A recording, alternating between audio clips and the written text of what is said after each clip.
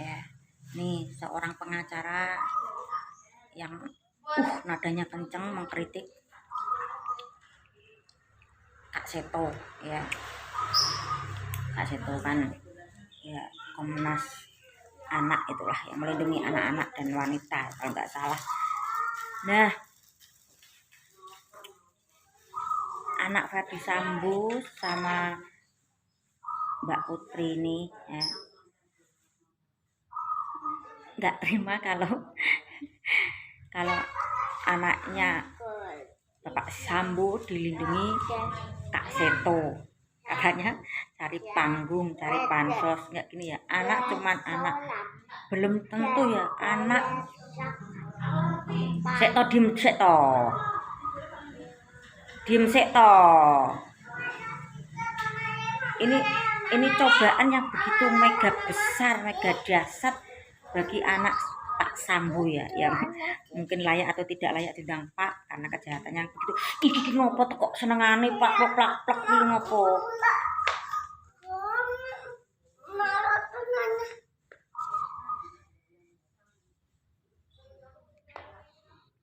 Nah, kembali lagi. Saya flashback lagi. Katanya Kak Seto untuk mengurusi anak-anak di jalanan. Anak jalanan sudah terbiasa ya dengan kehidupan yang ya biasa-biasa aja, standar-standar kehidupan mereka. Tapi kalau anak ini ya Pak Sambo ya, meski kejahatannya yang begitu wow, masih kita bisa panggil Pak lah, nggak apa-apa, laki-laki ya Pak. Anaknya belum tentu bisa menerima realita atau cobaan yang mega dahsyat. Kalau menurutku ya, aku ngomong begini karena aku juga pernah mengalami ya, sampai Mas depresi ya, Mas sempat dirawat di rumah sakit Amino. Apa tak apa ya segini, maaf nek ngevlog sambil ngomong ya. Di situ ya biar bagaimanapun si anak ini kan tadinya kan kaya ya serba tercukupi, serba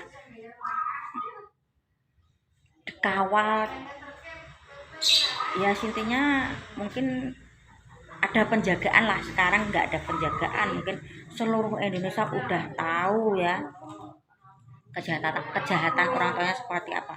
Itu nggak gampang loh. Nggak tahu anaknya kira-kira umur berapa ya, kurang jelas aku. Kalau mentalnya nggak kuat, meski dia diasuh sama keluarga besar ya, masih kaya ya, tapi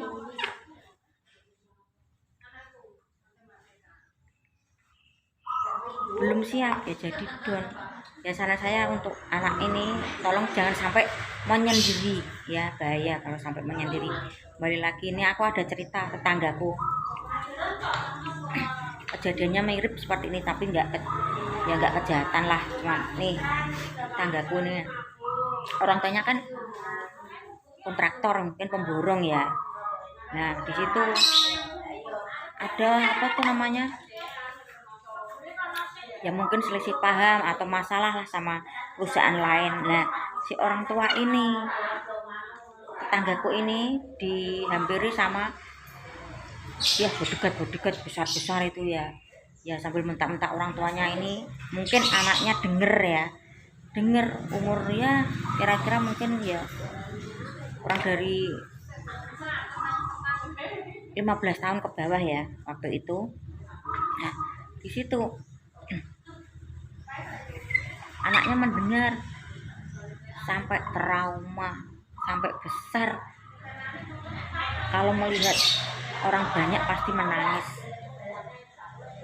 Kalau kayak seperti waktu itu kemarin sebelum anak ini meninggal ya, di depan rumah ada itu pelaksanaan tirakatan 17 Agustus. Di situ anak itu nangis sambil jerit-jerit terus. Siapa tuh? Enggak. Intinya nggak suka sama keramaian, ada suara-suara gitu seperti ya. Nah, udah sempat mengenyam bangku kuliah sih. Ya kemana-mana diantar sama mamahnya. Ya intinya ngintil layak mamahnya. Terus ayahnya kan sudah keluar kota ya.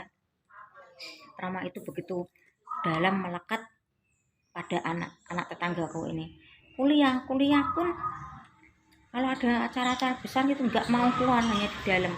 Nah, yang sempat tragis ini mamanya kecelakaan di waktu COVID ya.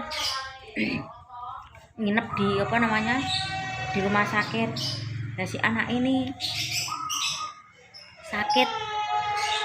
Anak ini kan hanya mau terbuka sama mamanya, sampai sakit nggak mau ngomong, nggak mau makan, apalagi udah tahu kalau mamahnya itu dirawat di rumah sakit.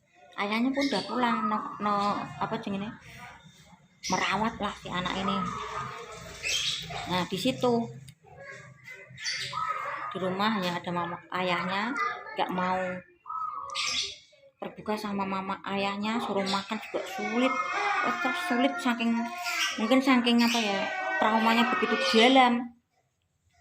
Orang kan belum makan, kalau nggak makan kan pasti tubuh kan gelijengan ya. Nah, itu jatuh dan dibawa ke rumah sakit, akhirnya ya meninggal di usia kalau nggak salah 21 tahun ya. Itu trauma belum tentu hilang dengan secepat itu. Kalau mungkin Kak Seto mendampingi anak Pak Sambo, wajar lah, karena hasil dengan kejahatan bapaknya ya begitu sadis sampai menimbulkan korban nyawa hilang, dan seluruh Indonesia pun mungkin tahu itu mungkin cobaan mega besar buat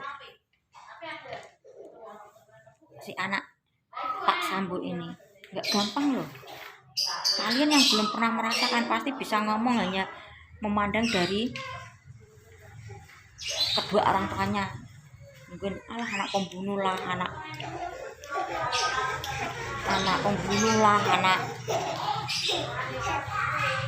bandar lah. Ya, kembali lagi, anak tetaplah anak. Ya, kalau menurutku sih, bukan aku membela keluarga Pak Sambo dan Bu Putri ya, tidak.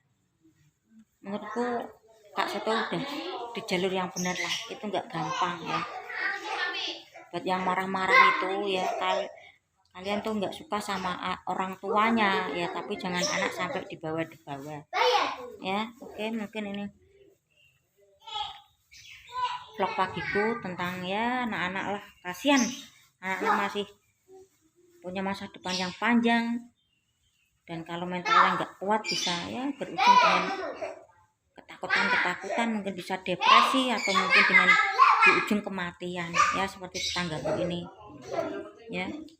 Alhamdulillah, kalau kalian tidak suka dengan kelakuan orang tuanya ya, anaknya kan juga tidak bersalah lah ya. Tolong dihentikan yang bully, body shaming, bullying apalah ke anaknya Pak Sambo Bu Putri.